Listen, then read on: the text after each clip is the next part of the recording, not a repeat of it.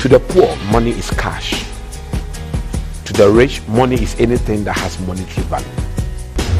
People said that life is in phases, men are in sizes.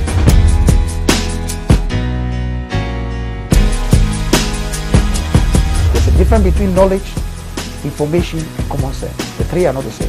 And you don't need certificate to certify your life. It is the quality of your conversation that certifies your life. That life is a dream for the wise. It is a game for the fool. It is a comedy for the rich. And it is a tragedy for the poor. My name is Humphrey and I'm your host.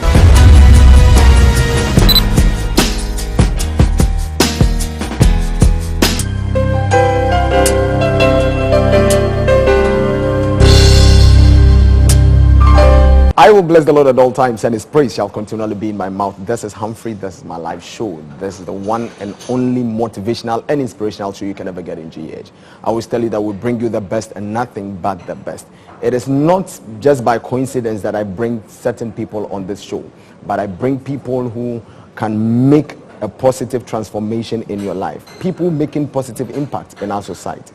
Today, I have a great personality on the set, and he's no other person but Professor Emmanuel Y.H. Bobobee from the Department of Agricultural Engineering, KNUST, somebody who has invented and manufactured a mechanical cassava harvester. And this is a man that you will have to listen to his life story. So don't go anywhere, just stick around with me. We are recording straight from Accra City Hotel, the Business Haven, the best place you can ever be in Accra, right in the heart of Accra. So I want you to just stay glued to your set, don't go anywhere. I return after this break.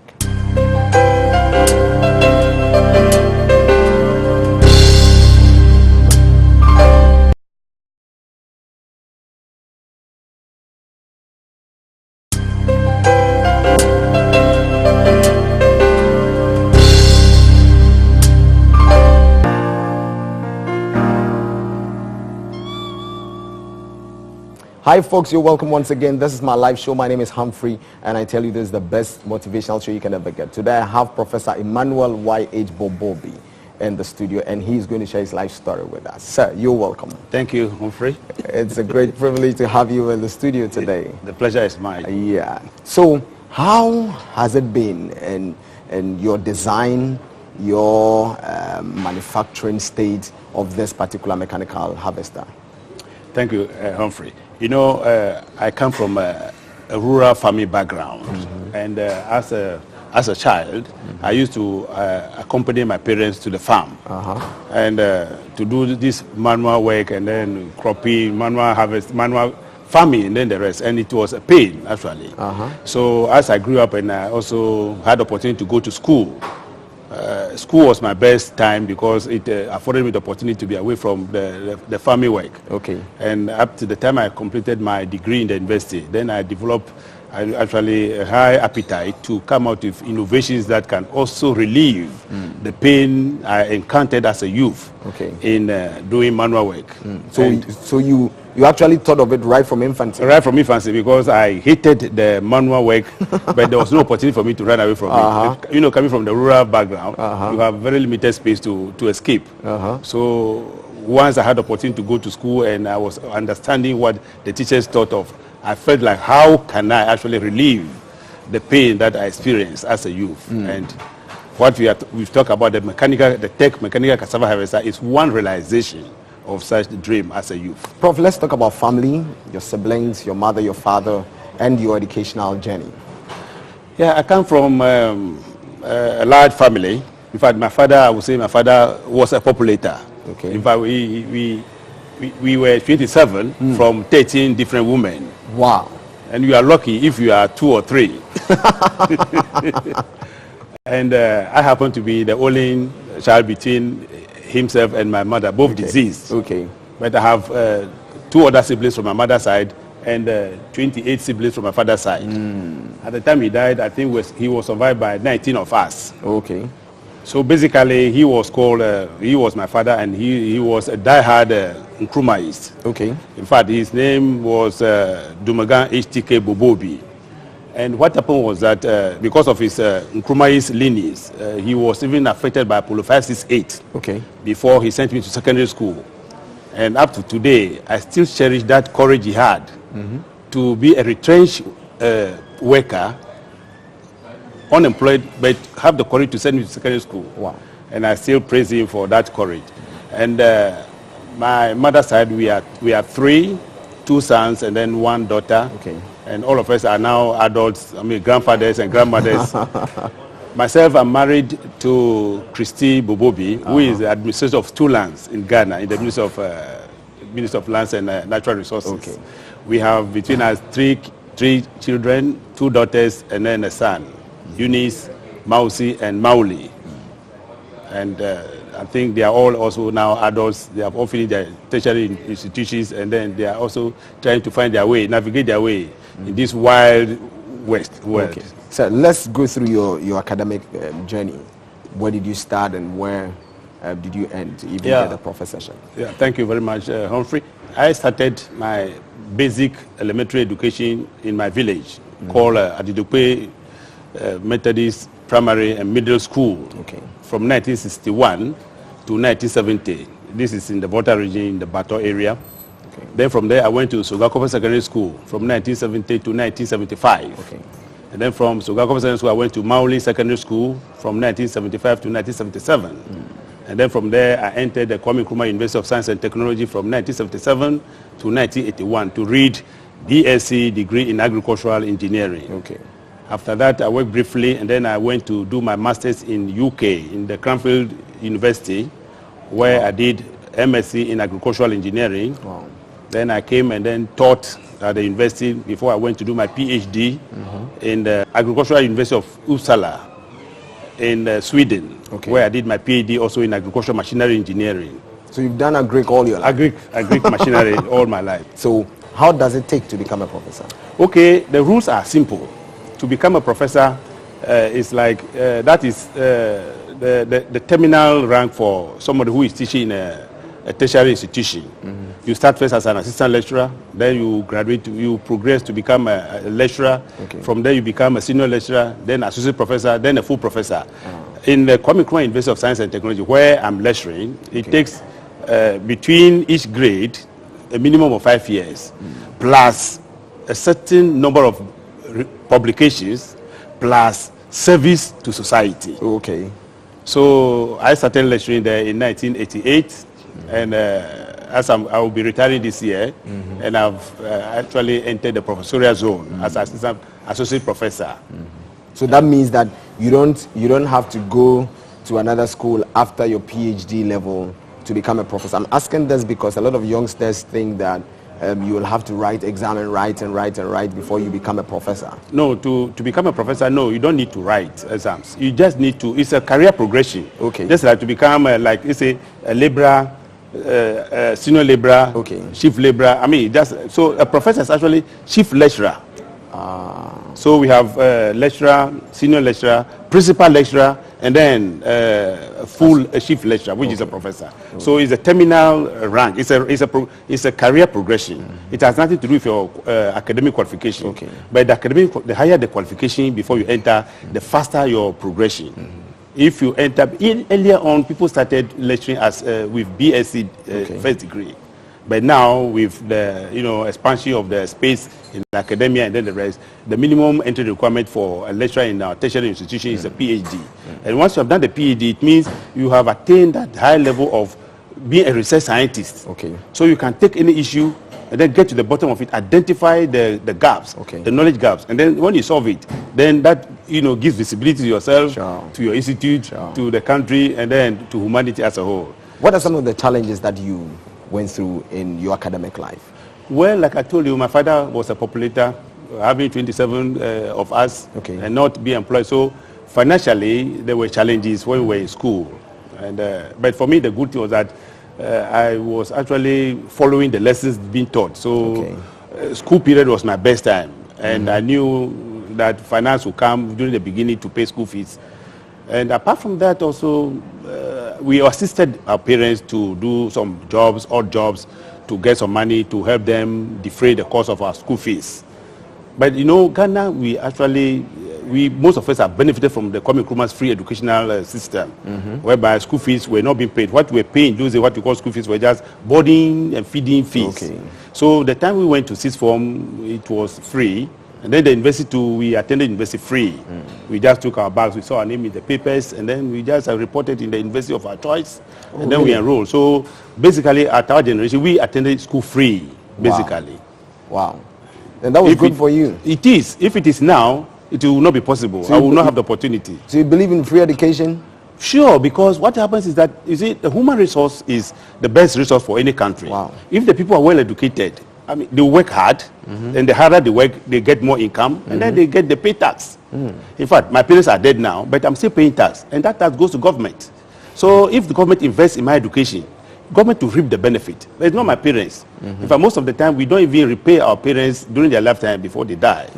But on a regular basis, on a regular monthly basis, we pay a lot of tax to government. And that is how government harnesses its resources to do its development. So if the human beings are well educated, well skilled, and they are working, government will stand to be the best beneficiary. So government must actually pursue free education. Wow, that's great. Who were your role models as a young boy? As a young man, Kami, I told you I'm a diehard Nkrumah is. Yeah. Kwame Nkrumah was my, I don't say whether, I think he was my God. You know, they Was say, your idol, my Messiah. You know, they say Nkrumah never dies. And true, he has never been dead. Because every 6 March we celebrate him. Yep.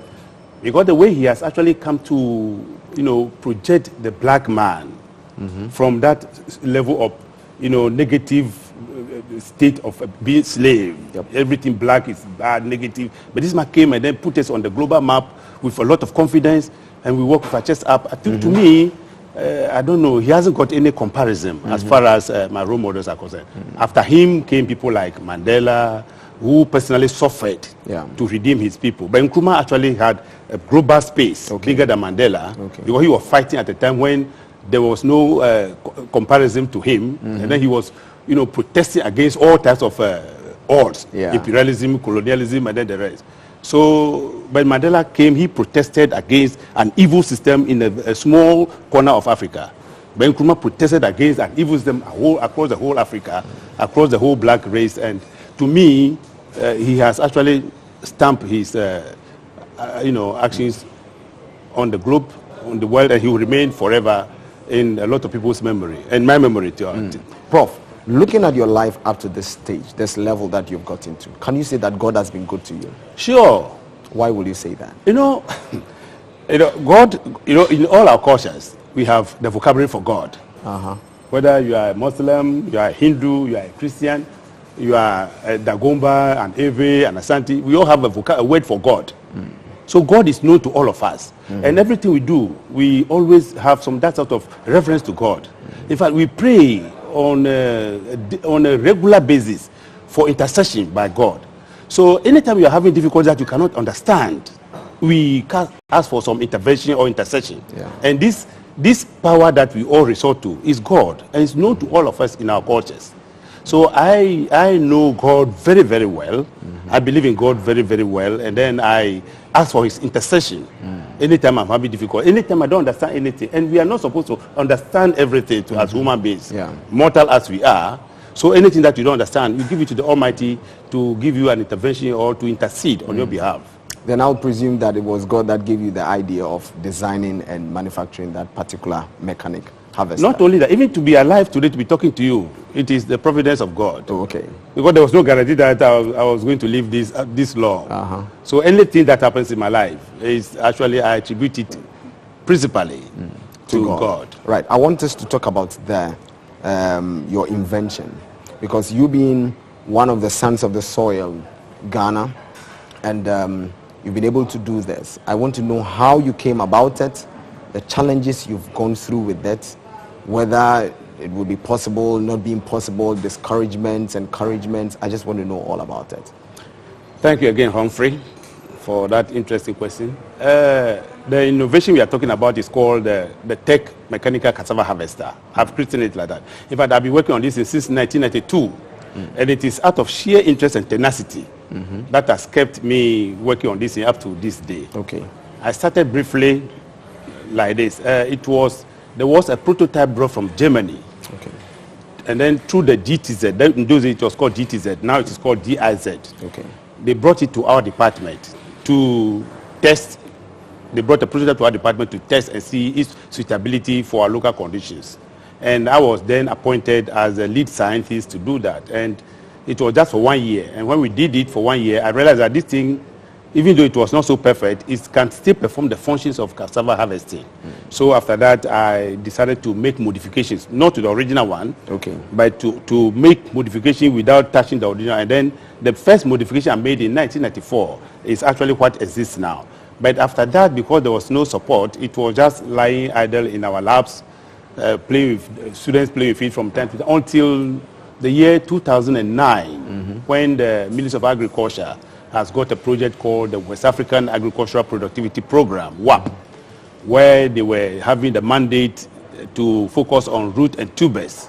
So they knew I was doing some work in this in the past, so they called for a proposal, and then my proposal won the bid. And then they invested in it, and then that investment was on the topic, the demonstration and popularization of the mechanical cassava harvesting.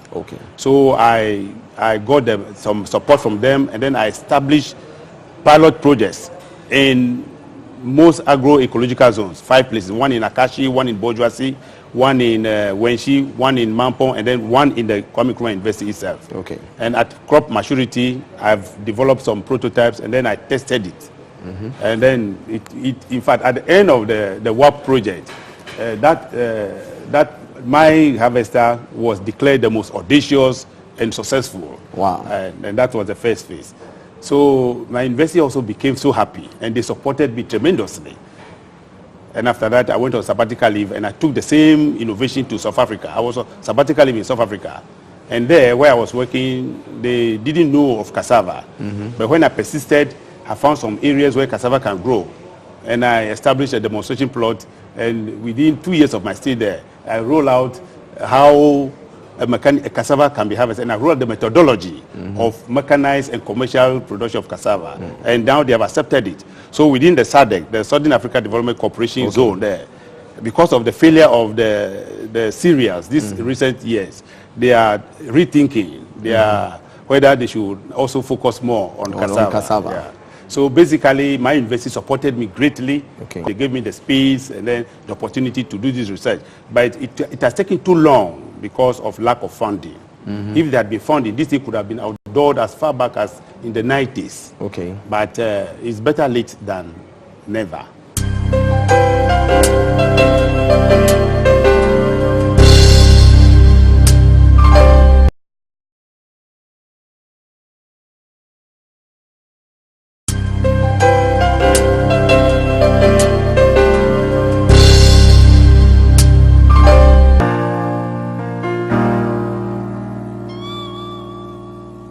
But what are some of the challenges that you had in the invention? The challenge was it that smooth? Never. Apart from you looking at the original and you change, because you see this particular thing is more of, it's like your life. You're passionate about it, very. And that's why we are treating it on this particular show, the MyLife show, because it's part of your life. So what were the challenges that you went through? First, the number one challenge is lack of funding. And I think that is the main challenge. If funding, because of the interest I showed, and then the zeal I exhibited at the initial stages, if this zeal has been spotted earlier on and then funding provided, I think this whole innovation would have been rolled out long ago, and people have benefited. Apart from that also, being a university lecturer, you have to divide your time among teaching, research, and extension. And the little time we have. So the challenge had been lack of time, first lack of funding, and then lack of time. But with my tenacity and interest, I think I was able to overcome all of them. Did it ever happen that as you were bringing these ideas, some of your colleagues doubted as to you making it possible? No, not so much. In fact, my initial research interest in the university was on animal traction, to use animals to work, because not every farmer can afford to use a tractor. But that one was frowned upon by a lot of my colleagues. They thought I was trying to bring them back. But it enabled me to have a larger power source Okay. to do a lot of experiments. Okay. In fact, a lot of the benefits that the cassava harvester is having now were achieved through the use of animal traction. And so it was only the animal traction that most of them frowned on. Not that they were ridiculing me, but they thought, why am I not, why in the age of internet, and then why are we not talking about, rocket science, but talking about animal traction? But with the cassava harvester, I mean, everybody is full of, praise, and they are all my colleagues are very, very supportive. So that one, there's no, in fact, even now, the university community itself is very, very supportive and very, very happy that something like that has come out of its own laboratories and it's making impact not only in Ghana, but the whole of Africa. So the very moment that you brought this particular idea, everybody just supported it. That's what you're telling me now. No, it's the support. Okay, in the university, the way we work is that you also have to just decide on a very narrow area of your interest. And then when you are pursuing it, somebody may not be so much interested, but when the results are coming out, that's when people show interest. So it doesn't have a big bang from the beginning, but as time goes on, people see that, this is working. But it also calls for persistence and tenacity. You know, in the university system, we are promoted based on the publications we have. Okay. So you write a paper that, and publish, but these things are not even in popular press for a lot of people to read. But for you to take your research from obscure papers level into a prototype and then now into hardware that people can feel, it is not so common because it takes a lot of time, and then the difficulty is because you don't have funding to play with. You know, research is very expensive. Yeah. But in our part of the world, people expect rapid result. They give you some small money, within a year they say they want a result. And it doesn't work like that. Sometimes innovations comes about as even mistakes. When you make a mistake, then something comes out new. Okay. So we need to develop that culture of being patient with research and then research output. Otherwise, I think the university and my colleagues they are very supportive. But the community itself that we live, the Ghanaian community or the African community, the way they are used to, consuming Western products. When it comes to our own indigenous, locally produced ones, they don't have the patience to, tolerate, small defects and some few things. And the way they are always trying to calibrate our output with the Western world, where they have taken so many years and funding available. That is also one way which is not actually encouraging people to make, to venture, because you have to fail. But to come out with one successful research output, you may fail about 5 or 6 times. Okay. And people who give you money may not be, that patient or comfortable with your failure. But without failures, there will be no success. Without failures, there will be no success. That's great. And then I think what we need is that, first of all, as a developing country, government should just, now we have got enough human resource. Our universities have trained a lot of human resource. Now we should focus on innovations that can create wealth for society. And that is where government should be focusing its attention. Because government being the largest employer, it must benefit from it. But now we have trained enough human resource to man all aspects of our economy. But we need to now identify income generating innovations and researches. And that's where the funding should be directed.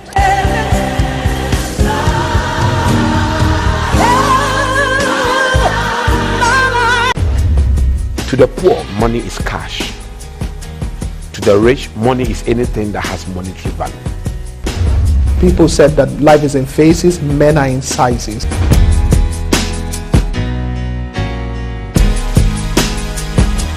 There's a difference between knowledge, information, and common sense. The three are not the same. And you don't need certificate to certify your life. It is the quality of your conversation that certifies your life. That life is a dream for the wise. It is a game for the fool. It is a comedy for the rich. And it is a tragedy for the poor. My name is Humphrey and I'm your host.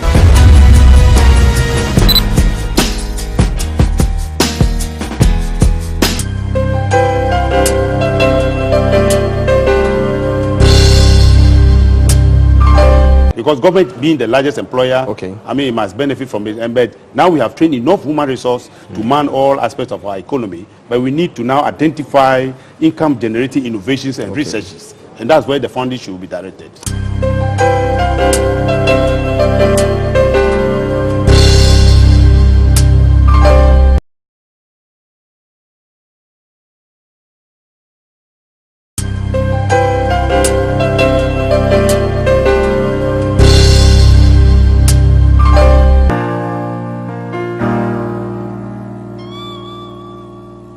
How long did it take you to design and manufacture this? Oh, I was working on this in 1992, but in 1993 I finished with the prototype as it is now. Oh, okay. It was a scaled down, virtually scaled down version of that one. So I finished within a year. Once I've noticed that this thing can perform the function, but the original one was too bulky. It was weighing almost 700 kilograms, and it was too heavy for most of our tractors to use. So I scaled it down to about 280, 300 kilograms, okay, which is lighter, like any of the plows that they pull, and that is quite useful for the tractors that we have. So it took just a year. That means you are quite a smart person, because looking at inventions and how to make things work in the sciences and stuff, I know that a lot of people spend even several years to make an invention. How come yours was just...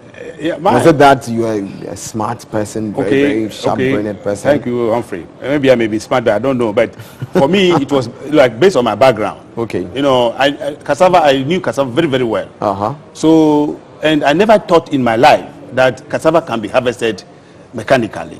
So when I saw the first German prototype, and then I tested it, and I realized that, well, it wasn't efficient, but it was doing something. Then I realized, well, this is the breakthrough that can be made. So I actually built on that, then got what we have now.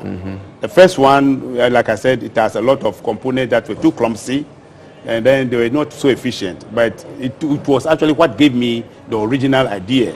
Then I scaled it down.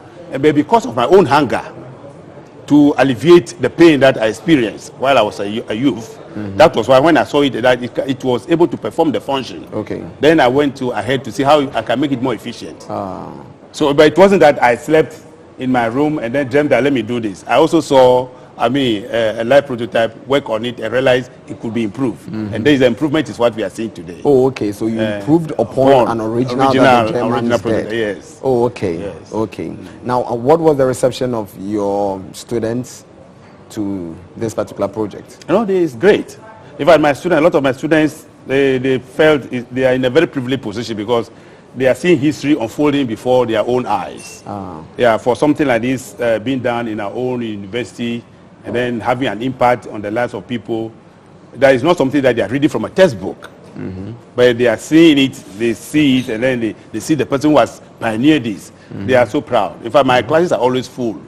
Even the most lazy student, when he hears that Bobobee is coming to class, he makes the effort to come, and then after that he decides to fall sick again. Oh, really? Isn't it because maybe they fear you're harsh on your students, or no? Because most of the time in the university, you realize that the lecturer who, when he comes in, he's very harsh on the students and stuff. Yes, they would like to. I'm not a harsh lecturer. I have a very friendly disposition, so I make my classes very, very interesting. So you can't miss it. And also, the research I'm doing, like cassava harvesting like this, nobody has done it in Africa. Okay. So if Bobobee is talking about cassava harvesting, why do you want to read it from? You can't read it. You are an authority. You have to come and listen to him. That's it. And I make it so interesting that I remove all the pain, the drugs. Those things that to make things look so difficult. You know, as a teacher, I've been teaching in the university for the past 28 years. Wow. What happens is that sometimes why some of the courses were difficult for us to understand or comprehend when we were young was that the teachers were not able to give the appropriate examples. Okay. That to provoke our interest in the subject. Okay. You see, when you are talking, then you cite example far away, so remote. But if you can cite example close by, and the student can feel it, then he knows that what he's doing is relevant. Yeah. So for me, those are the things that I bring into my teaching, and then they see how relevant it is. And then, from my own background, I empathize with students who do not understand things early or who have financial constraint challenges, and then we work around the whole program. So for me, my nature is, nobody's wrong. And no answer is also wrong. Okay. So but the only thing I cherish is hard work. If you are working hard and you are on the wrong path, for me it is easy to direct you to the right path, and then with that hard work, it's easy to attain the results.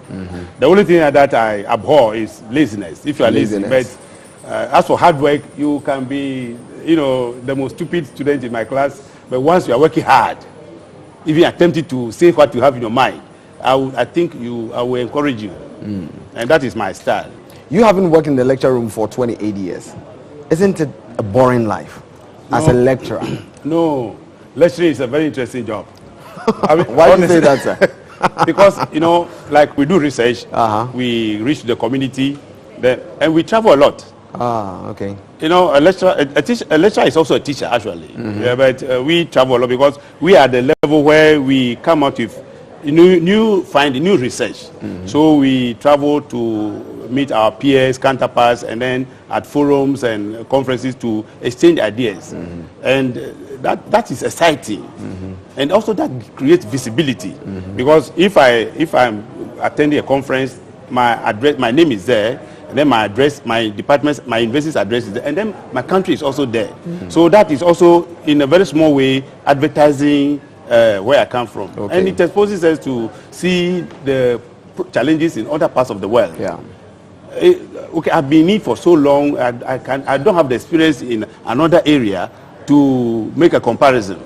Because if I've spent 28 years of my adult life, it means that is what has made me what I am. That's true. And I don't think if it is that bad, I would have sacrificed all this prime time of my life there. It's very good. So it's not a boring life at all? No, it can never be boring because you're always reading new things. New research. How can new research be boring? If you are doing a repetitive work, then it can be boring. But if you are always having the opportunity to learn about new things that are happening, it can never be boring. A lot of students find it difficult learning. They find it so, difficult. So sometimes when some of us see you professors and we are like, how on earth did they get there? What do you say about that? The whole thing is that, in fact, life is better now than even during our time. But our youth, our kids are not as hardworking as our time. But they are very intelligent. The only thing is that whereas we were studying the hard way in those days, now the internet has got virtually everything. The smartphone we have is a complete computer in your palm. And all the information are there. But they direct their energy towards things like game and other things that are not so productive. But if they were to be using that time to assess or to find out about new development, our kids are better positioned than ourselves, just as we're also better positioned than our parents. To even do more things than we are doing. Look at the Facebook, look at the WhatsApp. These are things which have been done by youth. And now the internet and the computer are not things that are happening in the colonial time. This is happening now when the playing field is level. Why is it that we are not making any input as far as the consumables we are using are concerned? But you can see our kids now playing with especially the game. But the game is also a computer program. If you are good in it, also come out with something and let us use it. So, but because now they are used to more of video and then the rest, to read for a long period is becoming a problem. They have not actually acquired that habit. During our time, we read. So we prefer to read than to listen to the television and the rest. And that is the only. But they are very, very smart, very, very intelligent. But that intelligence and smartness is not directed in a very productive way now. Prof, Asad, now how many publications do you have? I have 42 publications. Wow. And that takes you a lot of time to research for even just one publication. That's why I'm saying a lot of the youth are afraid of this learning thing. You get there. You see, nothing. To play the Black Stars, you don't just start from your village school and then go and play. You have to start from some cold work either between House of Oak and then Kotoko before you are selected. To get your professor, you don't just join as a lecturer and then be there. It is consistent working. And to publish one good scientific paper, it might take you a year to do the research, get the finding. So even if you are publishing at too fast a rate also, even your peers will look at you, where have you been doing the research? What new thing is there in your new paper than the other one? So it's a matter of balancing what are you researching in. And then the research is actually something to focus on a problem, a knowledge gap. If the thing has been done already, why do you also have to do it? So for you to identify that knowledge gap, that is knowledge itself. To know what you don't know is knowledge. So that if I know you know it, I come to you. So to be able to identify the knowledge gap, then how to do it. Others might have done the same thing, Sure. but they were not able to to close all the gaps. Yeah. So once you have identified that knowledge gap, you look at what others have done on a similar problem. What tools did they use? What approaches did they use? What methodology did they use? You also do that one. And then when your answers also come out, then they are closed. That is the basis of science. And that is how, and when you do once, twice, and you are successful, you know, then you go on. But if you do once and then you fail, Okay. and then you feel disappointed, that is also so bad. Prof, let me come back to the harvester. Yep. How does it work? The harvester is a tractor-mounted implement. Okay. You know, if you've seen a tractor before, Yeah, I've seen a and you've tractor seen it before. plowing. Yep. This is also a device which we attach to the back of the tractor. And if the cassava is planted, not the traditional way that you plant, you go and then it's planted anyhow. But for this harvester to work, it has a condition. Okay. That the cassava must be planted in rows, preferably on ridges, wide apart for the tractor tire to walk in between the rows. Oh, okay. So Okay, that I get the it. implement picks one row at a time. And my study is recommending ridging, because cassava is a climate smart, drought tolerant crop. And even now with global warming, the marginal lands are increasing. Other crops are failing, but cassava is persistent, is doing well. Yeah. So to be able to do that crop, you need to plant it in rows to mechanize, so that when it comes to harvesting, especially when the ground is hard, you pick a row at a time and then it works very fast. The device, we did a study, the device harvests a plant a second or less. But when you are doing it manually, it takes between 5 to 10 minutes, depending on the hardness of the soil. Okay. And once we do that, we will be able to actually make cassava, unlock the huge potential of cassava. Because right now, currently, Africa is the leading producer of cassava in the world. Nigeria actually is the top producer. But when it comes to the global export market, we don't even get to 2%, simply because most of our production are on small scale, manual, and then just for home consumption. But Thailand, Brazil, Indonesia, these will produce the remaining 40%. Okay. And then they actually take over 98% of the export market. Wow. Can you imagine what will happen if Africa should just change a little bit to mechanize, use my device to harvest? They can even quadruple the production. So the manual thing is wasting our time. The manual thing is wasting our time. That is actually curtailing our potential. So, I mean, do you think you can go and harvest cassava before the rain started? It is not possible. You get blisters in your palm. And now people were complaining before the rain that cassava was getting expensive. Not because people were not planting, but it was difficult to harvest. And with this one, plowing it out, aren't we going to get breakages of the cassava? No. Some going to break, and because if you are doing it, you are putting it manually. You are going to have it like straight, fresh coming out.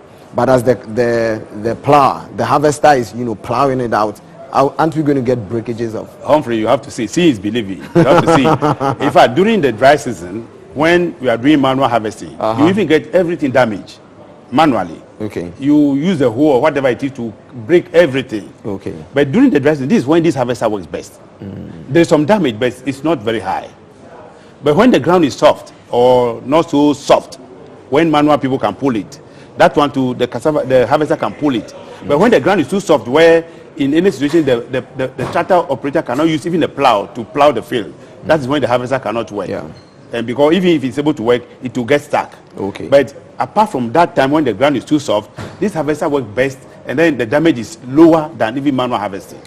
So then, why are we not pushing it? Why are you not getting investors in Ghana to help you out so that we push this thing so we can use our own harvester? Lovely, lovely. In fact, the harvester that we have developed, when we are talking about what you call business model canvas, it has actually got 9 to 10 targets. And the value proposition, that's the pain it is relieving, actually is targeting 10 people. The small scale farmer who plants haphazardly, Okay. but he doesn't need to acquire the harvester. Okay.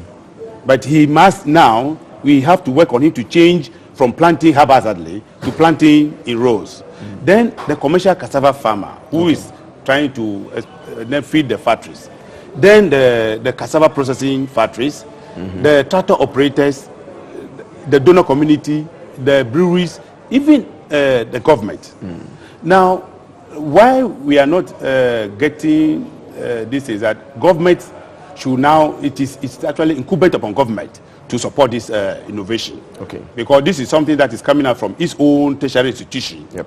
And it is an added advantage to government's investment in tertiary institutions. Okay. And cassava being a major crop in our community, Okay. government should just support this innovation through my university, that we should disseminate this technology. And the dissemination will take the form of teaching the farmers and then the operators how to prepare the land and plant to comply with harvesting. Okay. And once we do that, the area that can be cropped under cassava will expand.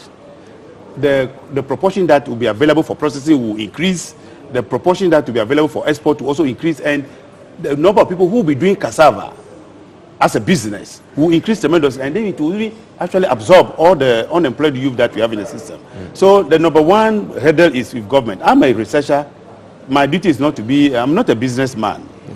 It is government that have seen that this investment in this tertiary institution is good, and with government support, we can turn this innovation to the equivalence of that of Samsung coming from South Korea, or Toyota coming from Japan, so that Ghana will be noted for this innovation on the continent. And government can even export this innovation to other parts of the country and foreign exchange. Okay. So government should be the first person to run with this, and then create the enabling environment for entrepreneurs to come in.